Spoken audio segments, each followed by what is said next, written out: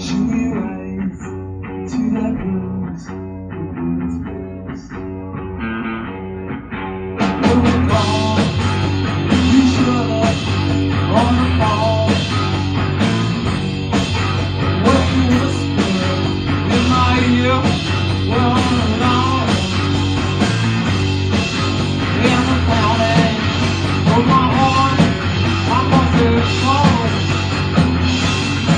I feel attention in your word, you come and follow. What's your time? Something like that. Yes, you try. Something like that. Well, first of all, we should introduce you. Okay. Your name is Dave Crespo. Mm-hmm. Are you local? I am, yeah. I'm born and raised Melrose, Massachusetts. Okay. So you're a Cambridge boy. yeah, Cambridge, yep. What's your name? Ken, You're a Cambridge man, yep, Cambridge man. born and raised. Once I was a Cambridge boy, and now I'm a Cambridge man. Was it an easy transition? It was, no, it was... Yeah, no, it wasn't a smooth transition. Oh, is that why you're a writer? No. I'm a writer because it was the last refuge for a scoundrel. You know, I am like kind of impressed with you. So you're 30 years old, and what do you own? Do you own this building? No, I don't own the building. Des doesn't even own the building. Okay. He leases the building. Okay. I own the radio station, so just like WEMF Radio with Des.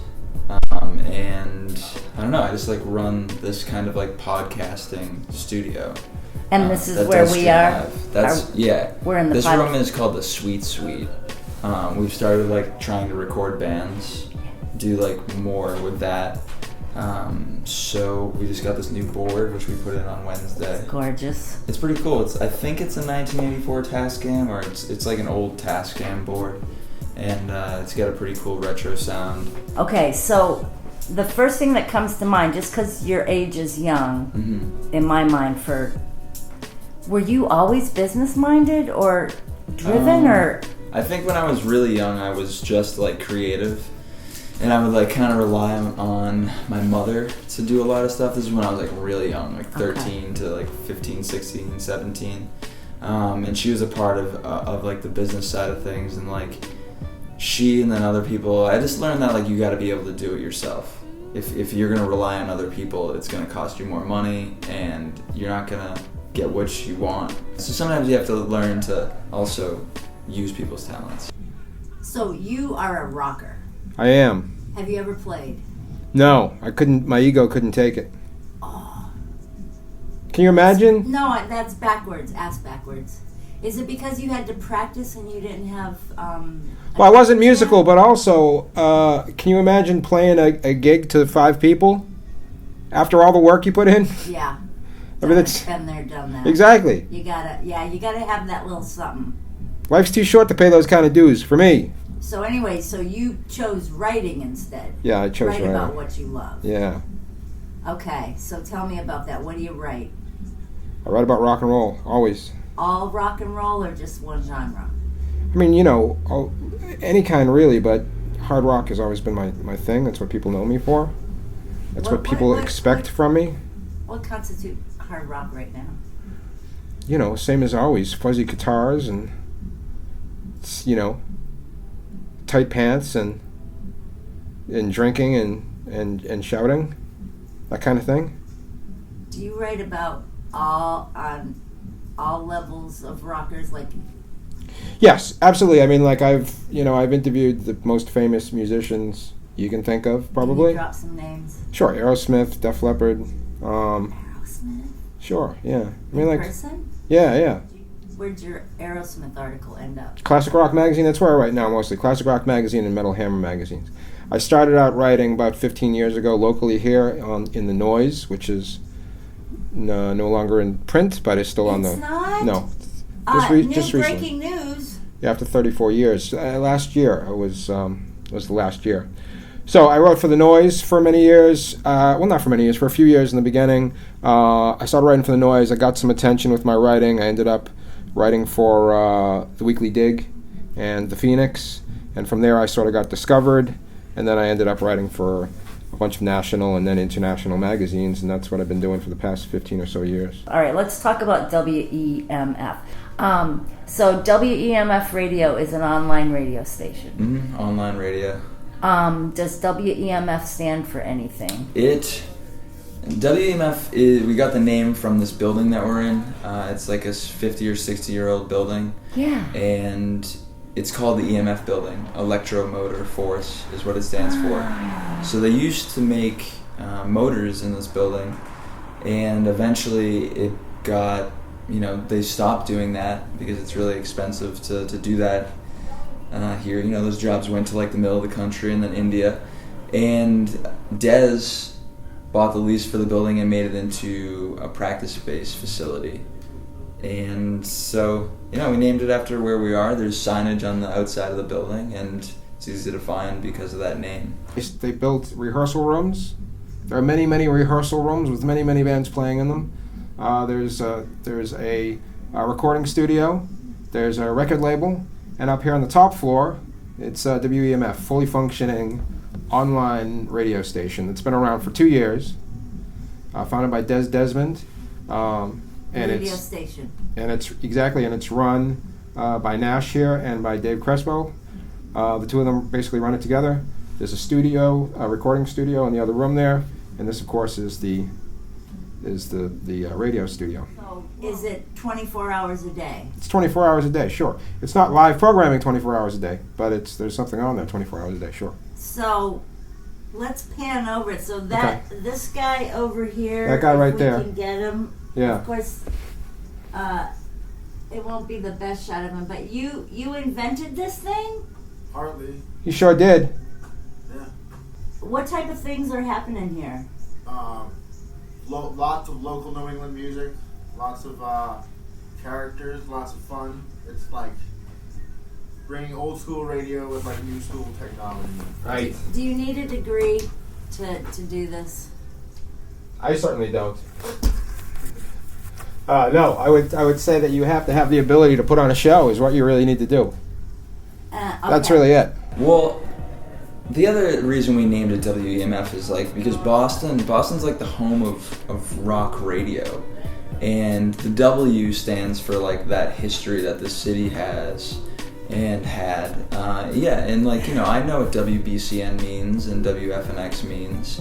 I grew up with that, and that's why I stay in Boston. It's a tradition that I think that it's been taken from us by CBS corporate, which is fine, but at the same time, you still gotta have your own thing.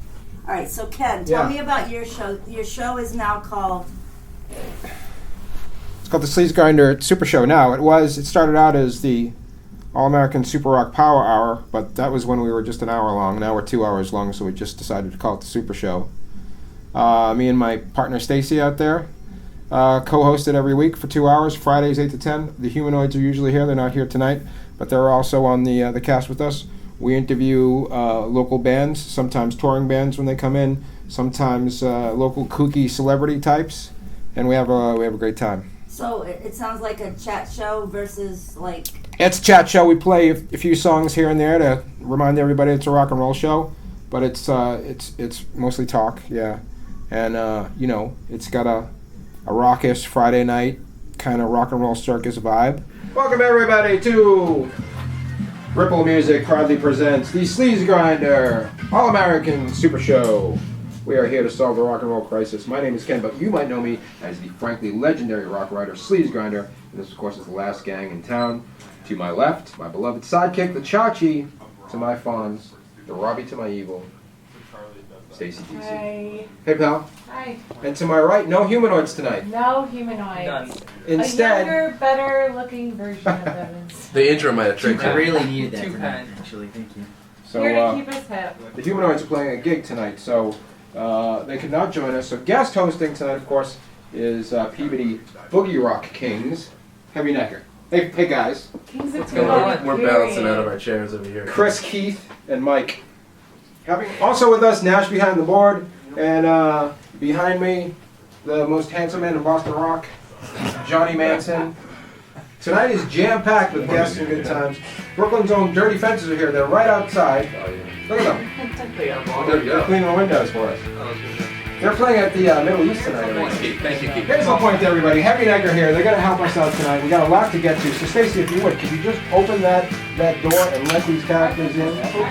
Oh, by the way, Dirty Fences. Yeah. This might be hard for a band called Dirty Fences, but if you look at the sign there, they would really rather us not say any F words or S words while we're on the air. I would never. So I appreciate that. No words that start with F. My mom says it. And are you under FCC guidelines? We're not, but I don't know. People do swear on the station. I try to have it not happen as much as possible. We want it to be something that people can listen to, at work, and also like I watch a lot of HBO, and they swear on HBO, but they it's an effect. Mm-hmm. Just like if you had too much reverb on your guitar, someone would probably be like, maybe turn that reverb down. Right. Sometimes I have to say to people like, maybe not swear as much, and then that one swear that you do deliver is that much more effective. Right. But I don't know, you listen to like Howard Stern these days and swears are like left and right. I just think that it makes for more conscious radio. Is there a format to the station, or is it just... From 11 a.m. until 7 p.m. we have our daily shows. Starting on Monday will be Sterlingtology Live, and then the Michael Butler midday show, and then Nash on WEMF, and then I do a show called The Underbelly. And that's the everyday 11 a.m. to 7 p.m. Is this music or talk or a mix of both? So the format of those shows is like you get like 3 songs, talk. 3 songs, talk. There's a lot of talk though. Not really about necessarily what's happening in the world, but just kind of like a perspective of people that live in Cambridge, live in Boston, just kind of getting back to the personality-driven radio that WBCN used to have. And, we don't want people going on about the stupid crap that people talk about on, CNN and even right. Facebook. It's more of like we want people to have a personal connection with these people that come on air, 10 hours a week. And so the people, can anybody come and do a show, or how does that work? Yeah, in theory, anybody can come and do a show. It's really just about having the time, having sponsors. So basically, like the model that we use here is based off like old AM radio models. So back in the day, people would come to a place like this, and this is before commercial radio, and they would pay for the time. So some people do come in and they pay for the time. Other people get sponsors to pay for their show. What would happen back then is like politicians would buy airtime and just talk. Musicians would buy airtime and just play. Back in the old days of radio wasn't like, here we are now, you're listening to radio. It would just be like, you'd turn on your radio and it'd be like whatever was happening. It was super freeform. But that's how it was funded. And that's how this place is funded. That's how we do this. So these guys have come up with this venture, and it has to survive somehow. And the way that it has to survive is that it basically has to use the model of an old radio station. So how do you convince people who are used to this sort of new media to advertise on a radio station? You know what I mean? It's like, well, like why? Why would I do that? Because people are listening. But you have to convince them of that. You know what I mean? All right. So it's like because it's a different culture. The culture of clicking on the radio when you get in your car or when you get home from work while you're making dinner is just not there anymore. So, what do we have to do? Because not only do I have to save the rock and roll crisis in this town, me and Nash also have to save rock and roll radio. Right. That's the mission here. Okay, so how does it work now? Do you have a few advertisers, and how does that work? Our show, the Sleaze Grinder Show, is proudly sponsored by the great Ripple Records, fantastic heavy rock record label. So that's what keeps us afloat. And how do they get advertised? Do you mention them, or it's on yes, the we website? do. Yeah, we do live ads for Ripple. We also play Ripple music on the show, And we support Ripple bands when they're coming through town. I just want to mention this to all of you guys, since you're all rock and roll, you're all rock and roll performers. I saw Meatloaf the other night. I'm Mixed stoked. reaction, mostly a bad one. At the late auditorium. Does he still got it? Or, like, let's cut the crust. He absolutely does not have it. Like he hasn't been able to hit those notes for a couple of decades, probably. And Sounds like fun. I never listened to Meatloaf. I just know that one music video yeah, where he's Dracula. right, exactly. I think that's called his life, man. Yeah.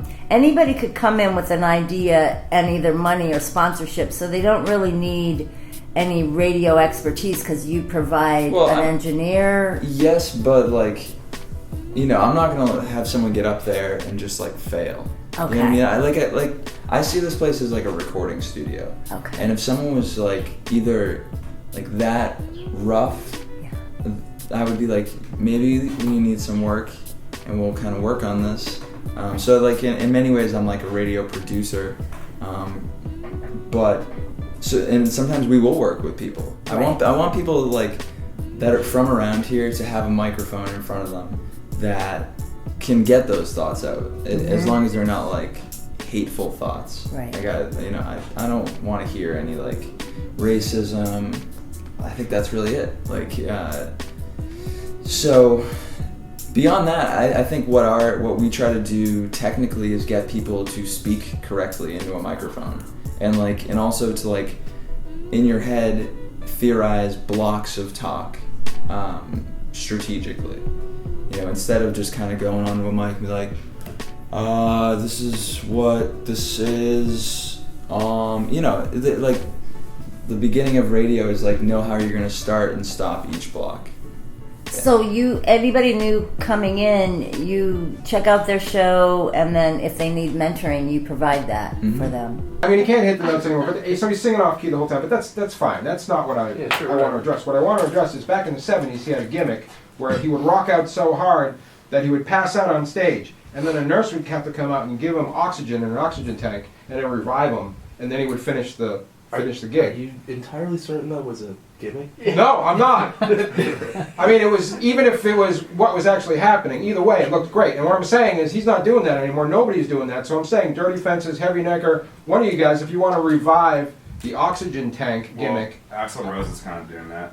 Is he passing out and being revived on stage? Like old bands have like he has to, oxygen like, bars. They have like entire oxygen He has to like have a bars. tank be like careful on the side of the of those. stage. Those are dangerous. They're dangerous and colorful. The thing about it is like this place is really like a podcasting recording studio. We do live stream things, but in this day and age that people listen to, like they want on-demand content. That's 50% of our focus.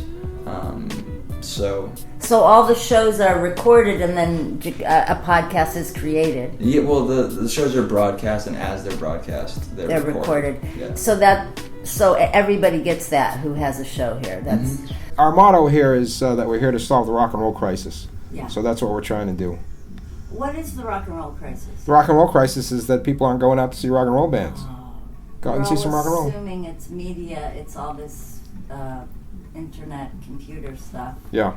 Is that what killed rock and roll? I mean, I think a lot of things did, and part of it too is that there's a lot of mediocrity out there. So you know, you need some voice of reason somewhere to say this is good and this is bad and this is why you should go out and see it. Do you have any hope for rock and roll? Oh yeah, of course. We wouldn't be doing it if we didn't. We have every week we have great rock and roll bands in here, every single week, and we play great rock and roll songs, and you know, it's all still there. It's just all, you know, we're just trying to let everybody know that it's happening. But here's the point. I went to see Dirty Fences, and they're like, no, it's sold out. Oh, bummer. Oh, I remember what show Was that it Union was. Pool? You remember what show that was? Every single one. Right. It wasn't Union Pool. And I was like, that's crazy, man. How does a local band have a sold out show? And it's just because rock and roll's not dead in New York City. People still go to the rock and roll show there. That's what happened. I think it's a mixture of it not being dead in New York and also just who you play with. You can be a band that sells out as a headliner, but if you don't have like good bands before or after you, then you're not going to sell the place out, man. Agreed. What do you guys say? It's really hard to stay alive in New York City. Yeah, it is. Right? Yeah. We're dying almost all the Oh, time. that's right. I mean, you Where guys... I mean, What do you guys have to rat do? infested Yeah, crevices? it's fucked. It's Yeah. nasty. Yeah, we just have I rats have everywhere. A good, I have a good rat friend. Have you guys like unlawfully been attacked by a cop yet, or what? No, Like, what are you waiting for? them. We've unlawfully attacked police officers before that. Like, you guys have to, like, I mean, what do you have to do to survive? Are you, like, you guys... We tour all the time, Work at the man. bars and tour. We Oh, tour cool. constantly. Man. So you just hit the road. That's the way to do it, Yeah. man. We're on tour 8 months a year. Yeah, Wow. We've been able to make it work. It's been really awesome. we're very fortunate in that way. What's your listenership and what's the farthest away that you know someone has listened? I mean, people have listened from like Russia. We've had Russian fans, Australia. I'm sure there's like Asian countries that are listening. Right now, we see 6,000 people a day that are on the site. That's been that way for a while. 6,000 a day? Mm-hmm. That seems really good. Yeah, it's pretty good. I mean, it's like, it's one of those things that a lot of the people go to certain shows and they like, that's their thing. It's not like people listening for like the whole day. Mm-hmm. The average listen time is like, 15 minutes. So as far as advertisers, Mm-hmm. do you look for advertisers that are, separate from the sponsorship? Yeah, so sponsorship is like the most committal. It's like probably the biggest way to support the station. There's way smaller ways. We do like 5-second bumpers that are like $10 a month. Yeah, and that's just like an easy way for people to be like, yeah, I like what you're doing here. I'll give you like $50 for the next few months. And then you can buy like ad packages that are longer, more specific, that go for, it depends on how many you buy, but like between $10 and $15 a spin. We do reduced rates for bands, kind of like the Noise. Remember the Noise? Yes, I do. I kind of see this place as like the new Noise. Aww. Yeah.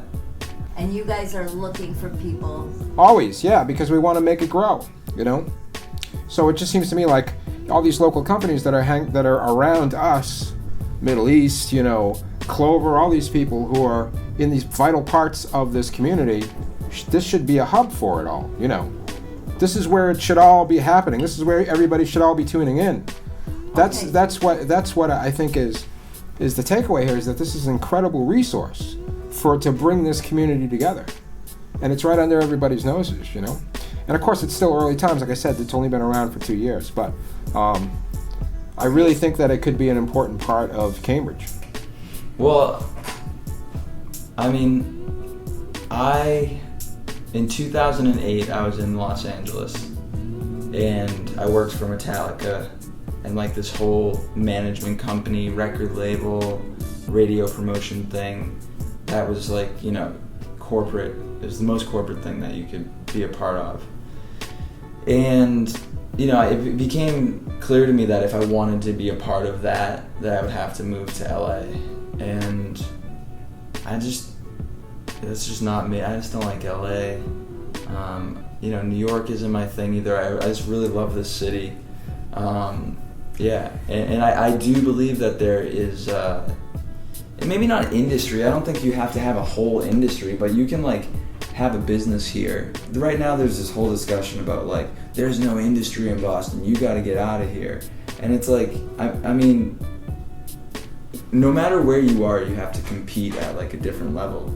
And most of it's with yourself. So, that challenge is not gonna change no matter where you are. I just happen to not prefer Los Angeles. I really love like the community aspect of this area. More and more when I learn about those different cities and the way it works, that's not what is involved in those cities. So I don't know.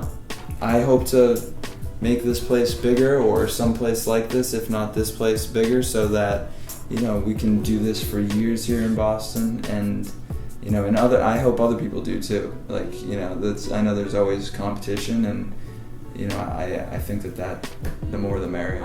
So listen, what's tattooed on your neck? This is just my signature. Oh, that's your signature? Yeah.